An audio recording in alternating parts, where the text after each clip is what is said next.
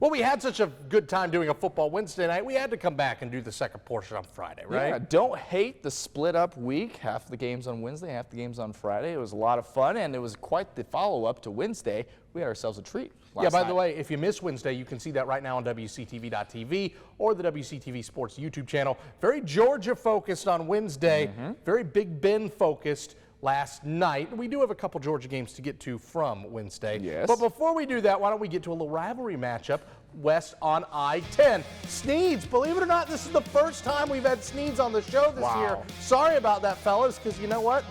That's on us. At least RPI-wise, they're the best one rural team in our area. How about this? Avon Tyus throws one. Extension. Dalton Brown, 31 yards at the 12. That Sneads offense is cooking, and here they go. A couple plays later, Tyus hands off Jason Patterson. Finds the end zone.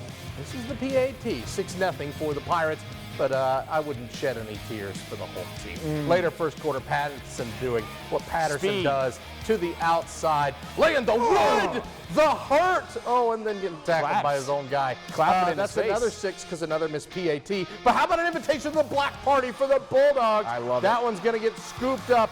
Bubba Goodwin's got the scoop. Tyus had the block. What can't the guy do? Scoop and score. They go for 2. 18-0 into halftime. This one got a whole lot worse. Yarr. Yo-ho, yo-ho. The Bucks are 6-0. 34-0. I like for that. Sneads. How about that? Here, let's head to Crawfordville. Nice matchup here. Hayden Cleese and Wakulla welcoming Rickards down south. This was a thriller. 7-0 coming out of the first half. Rick High on the board. Jakari, Winters, Rico, Watkins. First play of the half. That connection, we've seen it all too many times before. Coast to coast, Rickards ties it up 7-7. Ensuing kickoff, Xavier Blake.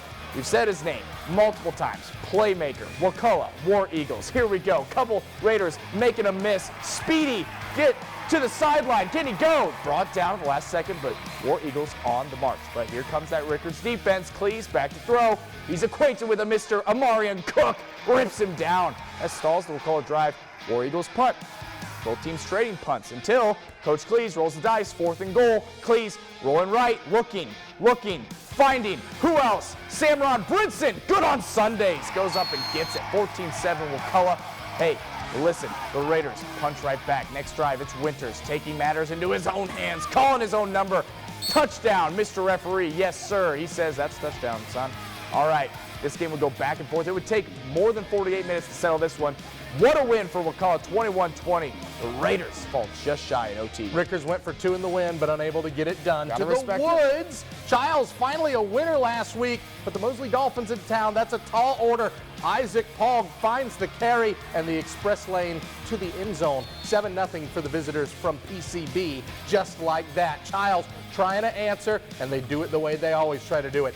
On the ground, Trey Jones, the nice carry, but the Wolves drive stalls and they'll settle for 3. The problem early on, they found 3. Mosley kept finding 6. Sam Freitas connects with Paul. He finds his A. Second time, 14-3 for the Finns. First turnover of the game came at the expense of Chiles, unfortunately. It's a tip drill. Big man. Tongues is picked by Devin Mallard. Rumbling, stumbling, tumbling. It was 21-3 visitors here in the half. Not so fast. Wolves would find themselves a little bit alive. Hartung, Luke Aiken over the middle. Nice big chuck play as he slipped past the defender. It sets up an end-of-half field goal.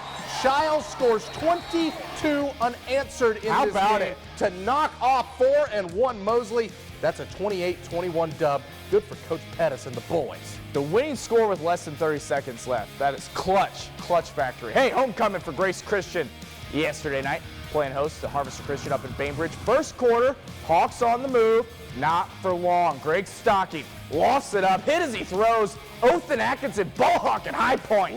Nabs the INT. 1st and 10, Cougars headed the other way. A couple plays later, get used to hearing this name.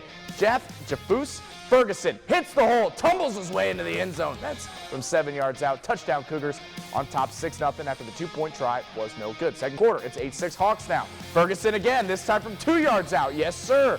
Touchdown, 12-8 now after the PAT was blocked. Have some trouble with those after touchdown scores. Cougars lead, just under 4 to play, 14-12 Hawks. Is someone going to guard him?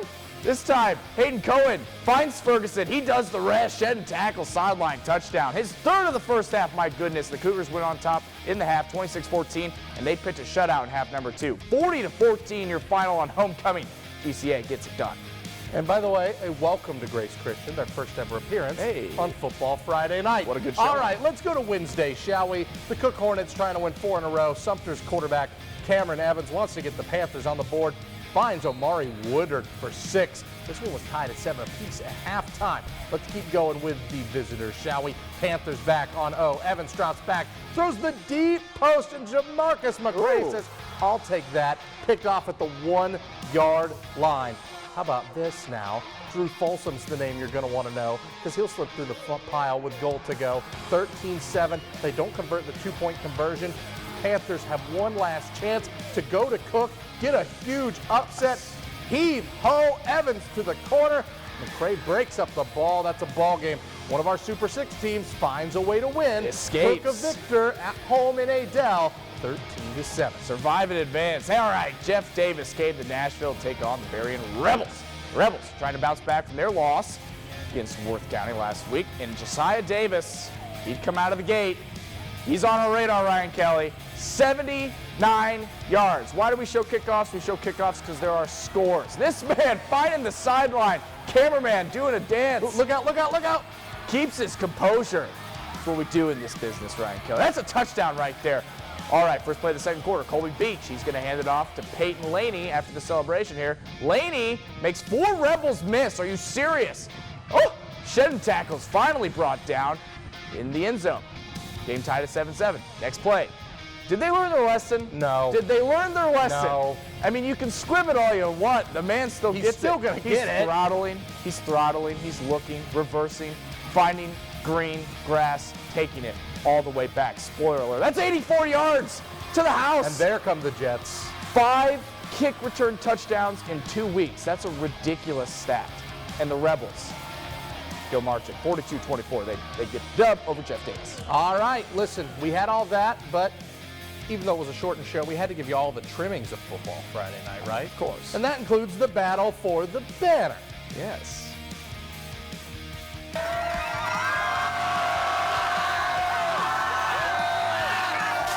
I can't get enough.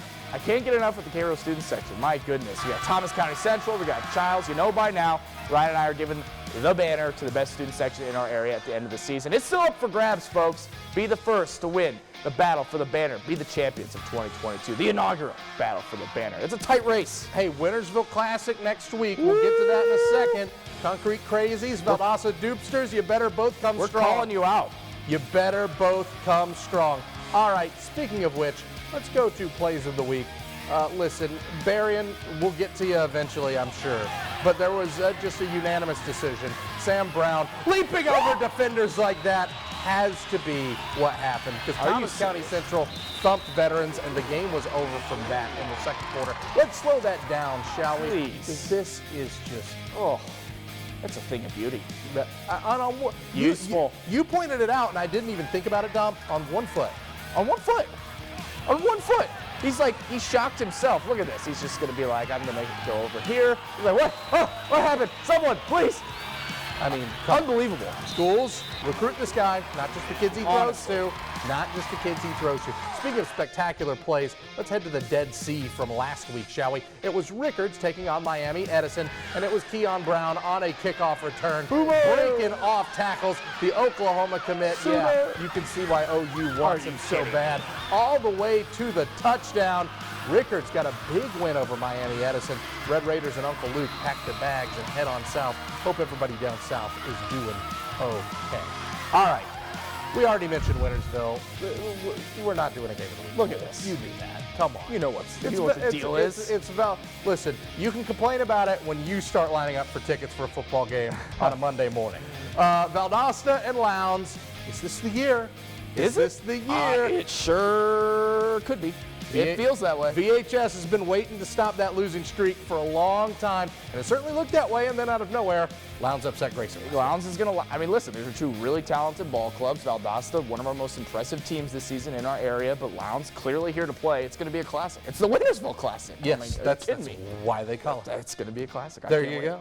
Couple scores we weren't able to get to that we wanted to get you before we run. A victory for the Godby Cougars over Mariana. That's their first win of the DeMario Jones era. Congratulations, Coach. A shutout victory on the road for the Monroe Bobcats. They're over still Rocky here. Bayou. They might not be in our Super Six, but they are still here. Yes, sir, and they might have something to say about that in the second half of the season. Little teaser. And then finally, a toughie for Bluntstown. They go on the road to Port St. Joe and fall to the PSJ Sharks.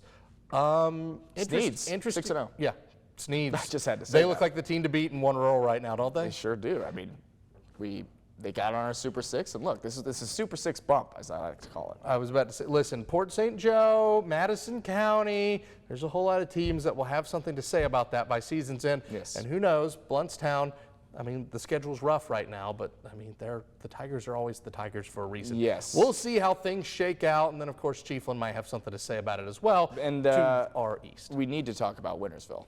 We do need to talk about Wintersville because we need to talk about what a fantastic game that is going to be next Friday. Concrete Palace, I mean. Bring it, students. Over under 15,000. Oh, over. Oh, why not? Life's too okay. short to bet the under. Okay. Over. There we go. All right, listen. If you're watching us right now from out of the area, if you'll find us on YouTube, if you're here taking refuge from the storm, we hope everything is okay with you and yours. We hope that we could just take your mind off of it and show a little football for a couple minutes.